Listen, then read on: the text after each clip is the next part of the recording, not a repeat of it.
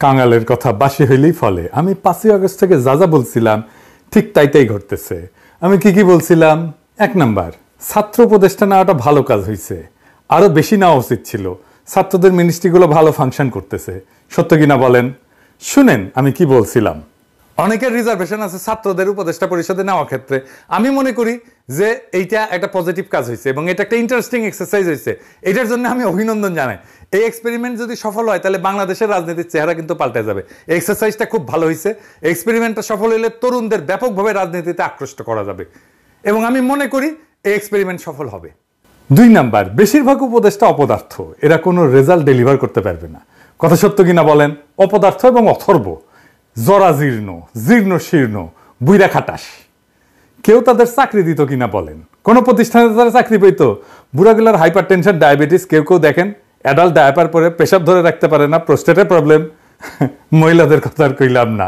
যাই হোক, 3 নাম্বার, অস্বচ্ছ প্রক্রিয়া, ব্যক্তিগত পছন্দ অপছন্দের উপর ভিত্তি কইরা উপদেষ্টা পরিষদ গঠিত হয়েছে এবং যে সমস্ত নিয়োগগুলো হইতেছে সেগুলো তাই। আমি আর কইলাম না, নাম ধইরা তিক্ততা তৈরি করতেছি না, আর অনেক তিক্ততা তৈরি করছি, আর করব না। 4 নাম্বার, সুপ্প একটা সমস্যা, এটা না সরাইলে ঝামেলা হবে। ছাত্ররা কলে বুঝছে পরে।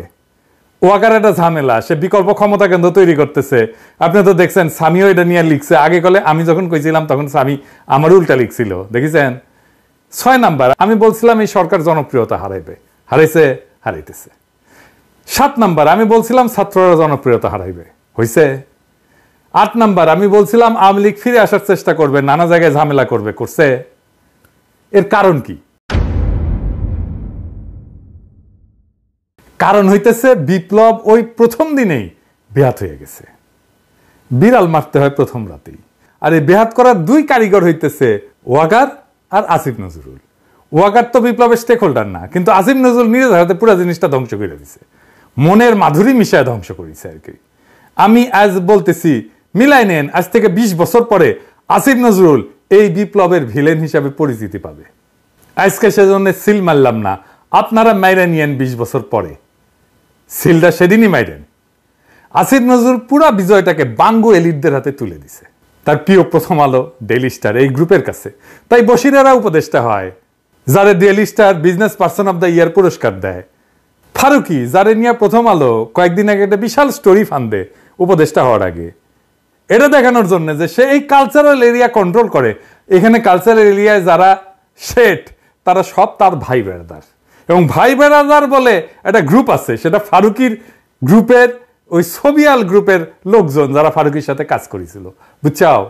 ফারুকিরা নিয়ে যখন চারিদিকে হাউ কাউ লেগে গেছে, তখন ফারুকিরা অভিনন্দন জানায় কে কি কইতেছে তাই নিয়ে প্রথম আলো নিউজ করেছে, দেখেছাও। এত করবি তো, তোর নয়া বাল গজাইছে, আয়নায় তো দেখবই। কিন্তু ফারুকির নিয়োগ নিয়ে জনমানুষের মনে যে বিক্ষোভ, তার নিউজ দেখেছেন প্রথম আলো, ডেইলি স্টার, কোথাও দেখেন নাই। এইভাবে আপনার কণ্ঠস্বরকে সে নাই করে দেয়, চাইপা ধরে, বুঝছাও। এটাই হইতেছে প্রথম আলো, এটাই হইতেছে ডেইলি স্টার। তারিখটা দেখান ডেইলি এডিটর সাহেব। এবার দেখেছেন তো, বুঝেছেন তো যে ফারুকির এইটা, বশিরের এটা প্রথম আলো ডেইলি স্টার গ্রুপের একটা concerted effort, very meticulous plan, বুঝছাও। তারপরে কি হয়েছে? আরো একটা কাম হয়েছে। কামটা কি? গোলাম মুর্তজা ওয়াশিংটন আর আকবর হোসেন লন্ডনে স্পেস মিনিস্টার পদে যাইতেছে, নিয়োগ পাইছে 2 ডেইলি স্টার। এখন আমার ক্ষুদ্র ভাতার ভগিনীরা কইবে যে দাদার মাথাটা গেছে, সব জায়গায় খালি ডেইলি স্টার দেখেন। গোলাম মুর্তজা না হয় ডেইলি স্টার বুঝলাম, আকবর কেমনে ডেইলি স্টার? ওই তো বিবিসি, তাই না? আমার ক্ষুদ্র ভাতা এবং ভগিনীরা, ওরা যে এই পুকুরে সাঁতার কাটে না, আমি সেই পুকুরে সিল। এই যে দেখেন, বিবিসিতে যাওয়ার আগে ওই ডেইলি স্টারে ছিল আকবর, বুঝছাও। পশ্চিমে গরুর খামারে পাছায় ছাপ্পা দিয়ে দিত, গরুর মার্কার জন্য। বাঙ্গু এলিট হইতে এলে পাছায় ডেইলি স্টার আর প্রথম আলো ছাপ্পা থাকা জরুরি। আচ্ছা, এডিটর সাহেব, এরপর থেকে যত বাঙ্গু এলিট পাইবেন না, তার পাছার ছবি যদি পান, উটি সিল মারবেন একেবারে। ডেইলি স্টার, প্রথম আলো, জাউরা সিল বাদ, এখন ডেইলি স্টার, প্রথম আলো সিল মেরে দেবো পাশায়। আমাদের এই বিজয়ের ফল ভোগ করতেছে ডেইলি স্টারের সাংবাদিক, যেই ডেইলি স্টার ছাত্রদের দুষ্কৃতিকারী বলছিল আর তাদের নির্মূল করতে হাসিনাকে সাহায্য করবে বলছিল। এই যে দেখেন, মাহফুজা নাম নিজে লিখেছিল। সেই ডেইলি স্টারের সাংবাদিক ছাড়া আমাদের পররাষ্ট্র মন্ত্রণালয় সাংবাদিক খুঁজে পায় না। তবে অবশ্য সুপারিশ করেছিল নাহিদ, হাঙ্গারের প্রিয় নাহিদ ছাত্রনেতা। এই মাহফুজা নাম 7 সেপ্টেম্বর প্রফেসর ইউনূসের সাথে সাক্ষাৎ করে বলছিল 3 বছর পর্যন্ত প্রফেসর ইউনূস সাক্ষাতের কথা সুপারিশ করেছিল। দেখেন, প্রগতিশীল বিএনপি তো ডেইলি স্টারকে হেভি সাপোর্ট দিতেছে, তো তারে ধরে না কেন? 3 বছর থাকার সার্টিফিকেট যে দিছিল তখন ধরবে না কলে? তখন ওদের সমস্ত পৌরুষ পতায়া যাবে। প্রগতিশীল বিএনপি, প্রগতিশীল তো ওদের সবসময় কলিকাতা হারবাল লাগে আর কি, বুঝছাও। এবার আসেন আসিফ নজরুল প্রসঙ্গে আর একটা বিষয় আসি। এটা মাঝে এটা আগেই ধর্ম ভাবিছিলাম, কিন্তু ওই যে জেনেভার যে ঝাড়ি খেয়েছে না, ওইটার জন্য একটু কয়েকদিন রিলিজ দিছিলাম। তবে আসিফ নজরুল কয়ে রাখি, ওইটার প্রতিশোধ করলে আমিই নিমু। ওইটা ওই যে আপনারা যেটা করেছিল না, ওটা প্রতিশোধ আমি নিমু, আমি। হ্যাঁ, প্ল্যানিং হচ্ছে। যাই হোক, ওইটা পরে আসিছি। তো যাই হোক, সে কইছে কি আমাদের নাকি ধৈর্য কম। শুনেন, কইছে ধৈর্য কম। একটা হলো আমাদের একটু ধৈর্যের অভাব আছে। আমি ফাহাম আব্দুল সালামের একটা অসাধারণ স্ট্যাটাস দেখলাম। তার স্ট্যাটাসে সে লিখেছে, দুঃসময়ে আমরা বছরের পর বছর অপেক্ষা করি, ধৈর্য ধরি। 16টা বছর এই দেশের 90% মানুষ ধৈর্য ধরে বসেছিল। কারোর মধ্যে যন্ত্রণা দেখি নাই, অনেকের মধ্যেই দেখি নাই। তো তখন এত ধৈর্য ছিল আমাদের, এত এরকম একটা ফ্যাসিস্ট রেজিমকে বছরের পর বছর আমরা ধৈর্য ধরে অপেক্ষা করলাম। এখন আমাদের একটু ধৈর্যটা একটু রাখতে হবে। আসিফ নজরুলের ভাগ্য আসলেই ভালো যে আমি উপদেষ্টাদের গালি দিব না প্রতিশ্রুতি দিছি, নাইলে এমন একটা গালি দিতাম না। আজকে গালির দুঃখে বাসায় গিয়া বালিশ বুকে চেপে কাঁদতে সারাদিন। আচ্ছা বলেন তো, সে কইল ধৈর্য কম। আমরা কোন জিনিস চাইয়া অধৈর্য হয়েছি কোন তো? এই উপদেষ্টারা গালি খাইছে কি জন্যে বলেন তো? আমি কয়ে দিই, আসেন দেখি গালি খাই কি জন্যে। গালি খায় আহতদের চিকিৎসা না করা নিয়ে। আজ আহত ছাত্রদের উপর দিয়া গাড়ি চালাই দিছে স্বাস্থ্য উপদেষ্টা। শোনেন, আমার বানানো কথা না, শোনেন আহত ছাত্রের কাছেই শোনেন, উঠি ছিল, শোনেন ওর কাছেই। রোগী দেখতে আসছিল, ওনার কথা ছিল মানে এখানে যারা বৈষম্যবিরোধী ছাত্র আন্দোলনের রোগী ছিল তাদেরকে প্রত্যেকে মানে দেখবেন, দেখে মানে তাদের চিকিৎসা যদি আরেকটু উন্নত মানে ভালো হয় তাহলে তাকে বাইরে পাঠানোর কথা বলা হবে। আর যাদেরকে এখানে ট্রিটমেন্ট করানো যায় তাদের এখানে একটু ভালোভাবে মানে ডাক্তার করে মানে চিকিৎসাটা করবে। কিন্তু সেই ক্ষেত্রে মানে উনি আসার পরে উনি মানে আপনার 5 থেকে 6 জন রোগী দেখছে। রোগী দেখার পরে উনি চলে যাইতেছেন। আর মানে উনি আসছেন আপনার এই 4তলায় এয়ার কেজল মানে চারতলায় আসছেন। 4তলায় আমাদের এই রোগী দেখতে আসছেন। 3তলায় আমাদের বৈষম্যবিরোধী ছাত্র আন্দোলন রোগী আসছিলেন, ওই ফ্লোরেও যাওয়া হয়নি। তারপরে আমরা চলে যেতেছি, তারপরে আমরা কয়েকজন মিলে নিচে নামছি মানে তার সাথে কথা বলার জন্য। ম্যাম আপনি আসছেন, আসার পরে আপনি 4-5 জন রোগী থেকে চলে যেতেছেন, তাহলে আমরা কি করছি? আমরা তো বৈষম্যবিরোধী ছাত্র আন্দোলন। আচ্ছা আমি আপনার যে জিনিস থেকে যে আমার হাত, এই হাতটা আমার এখনো মুভমেন্ট হয় না। আমার হাতে মানে এই ভিতরে যা মানে আঙ্গুলগুলো সব একবারে মানে ফুটে গেছে, ভিতরে হাড়গুলো মানে ভিতরে সব ফুটে গেছে। পরে মানে ওনার কাছে যাওয়ার পরে মানে উনি আমাদেরকে কোনো পাত্তা দিল না, উনি চলে গেছেন। তারপরে আমরা বাধ্য হয়ে ওনার গাড়ি আটকানোর চেষ্টা করছি। গাড়ি আটকানোর চেষ্টা কেন করলাম? তাহলে আমাদের 3 জনকে গাড়ি চাপা দিছে। আমার গাড়ি চাপা দিয়ে আমার একবারে এই গলায় গাড়ির চাকরি নিয়ে আসছে। আরেক ভাইয়ের আহত ভাই, ওনার পায়ে গুলি লাগছে, ওই ভাইয়ের পায়ে গাড়ি তুলে দিচ্ছে। আরে মানে এরকম আমাদের 3 জনকে এরকমটা করা হয়েছে। কিন্তু আসলে আমরা তো বৈষম্যবিরোধী ছাত্র আন্দোলনে আহত হয়েছে, মানে উনি তো কোনো আমাদেরকে কোনো পাত্তা দেয়নি।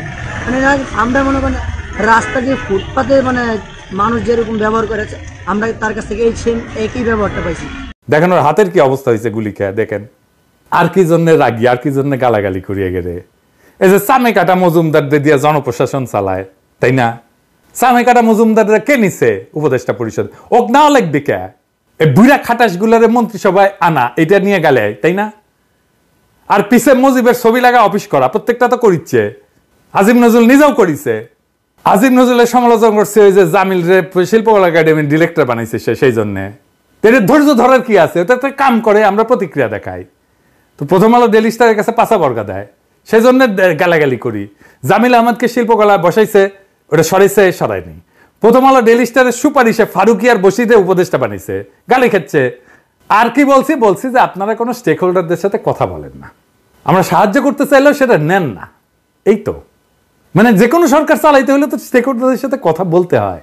এটা শুধু অন্তর্বর্তীকালীন সরকার না, বা আমরা বিপ্লবের সাথে ছিলাম সেই জন্য না, যে কোনো সরকারকে স্টেক হোল্ডারদের সাথে কথা বলতে হয়। এটা সরকার চালানোর একটা বেসিক ফাংশন।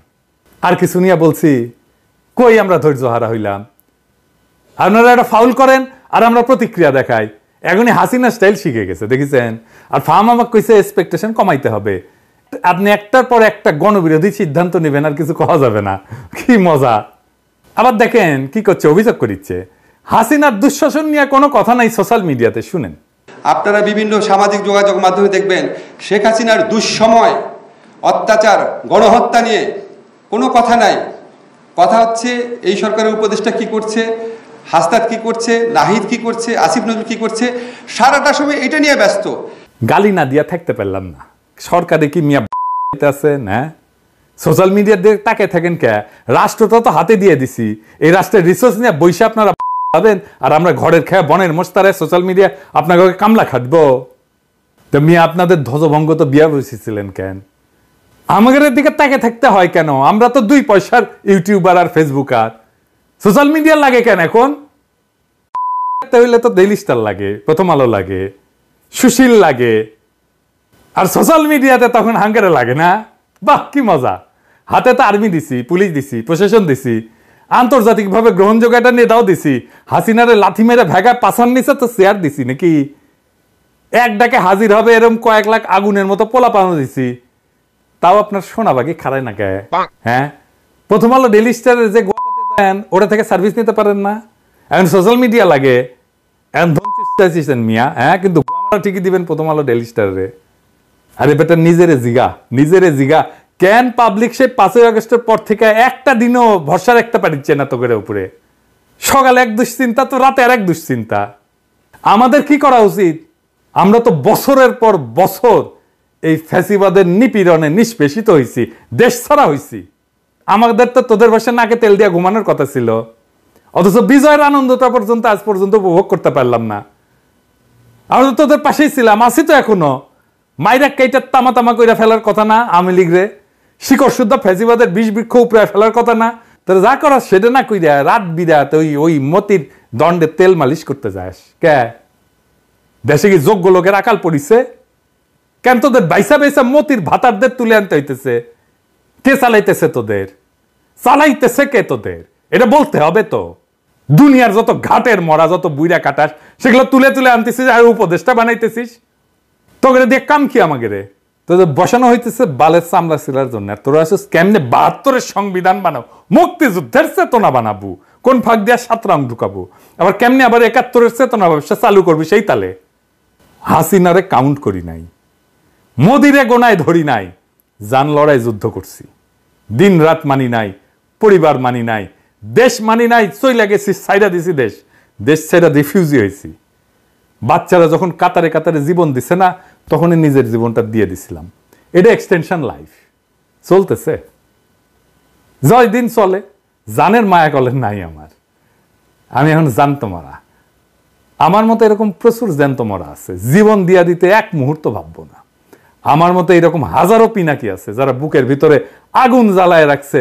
শত শহীদের রক্তের বিনিময়ে পাওয়া বিপ্লব যদি ধ্বংস হয় না, শহীদের রক্তের কসম বুকে মাইন বান্দা আমি অন্তত একটা উপদেষ্টার গায়ের উপরে ঝাঁপায় পড়বো, জয় বাংলা করে দেব নিজের সাথে তোদের।